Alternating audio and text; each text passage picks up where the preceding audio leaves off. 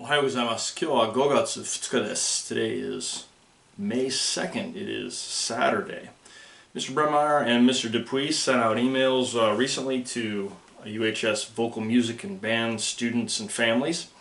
Next Thursday, May 7th, will be the only opportunity for vocal music students to pick up personal belongings from their choir folders, lettering awards, and return concert attire if you're an Urbandale Singers.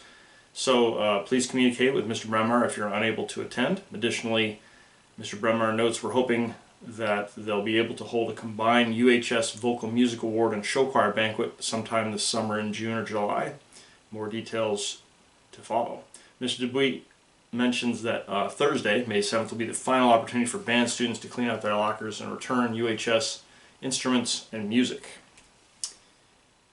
Mr. Carver sent out a long email to the seniors of 2020, so you want to check that. There's a lot of really important dates for seniors, so you want to read those notes about returning equipment and drop-off times.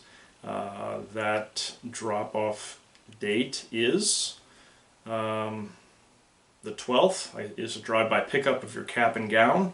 May 19th and 20th, there's going to be senior pictures at the PAC in cap and gown. It is optional. There's also going to be some other events, so make sure you're checking that letter from Mr. Carver sent out on April 30th. Birthdays. For Saturday, May 2nd, Gabe Van Hackey, Julissa Hernandez, Evelyn DeBoer, and Christian Lopez Alvarez. Happy birthday to you.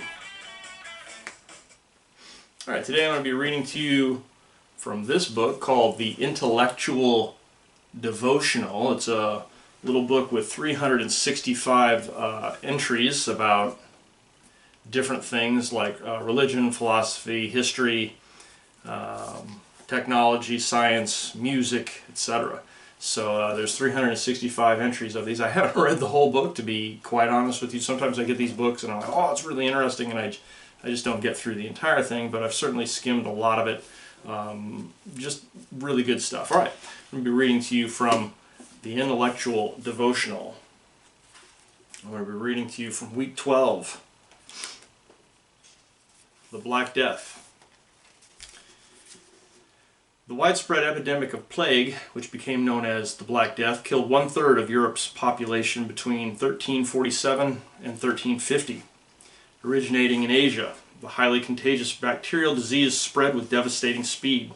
In the squalid cities of medieval Europe, victims typically lived only a few days after the symptoms, vomiting, diarrhea, and black tumors on the skin, first appeared. In many cities, the plague not only killed huge numbers, but also destroyed law and order, pushing an entire civilization to the brink of collapse. The writer Giovanni Boccaccio, in his famous work The Decameron, written in 1370 to 71, described the effects of the plague in the prosperous Italian city of Florence. In this suffering and misery of our city, the authority of human and divine laws almost disappeared, for, like other men, the ministers and the executors of law were all dead or sick or shut up with their families, so that no duties were carried out. Every man was therefore able to do as he pleased. The consequences of the plague in European society were profound. Many enraged European Christians blamed Jews for the disease, and the pogroms that followed the Black Death were among the worst outbreaks of anti-Semitism in history. Many Europeans also began to question the teachings of the Catholic Church and the existing political order. How could God permit such a cruel disease? Some disillusioned Europeans turned to fringe sects such as flagellants, named for their practice of whipping themselves. Respect for the church, as a result, declined. According to many historians, the plague destroyed the old feudal order of the Middle Ages and cleared the way for the Renaissance. Additional facts. Scientists continue to debate the cause of the Black Death. The leading candidate, bubonic plague, still exists but can be treated easily with antibiotics.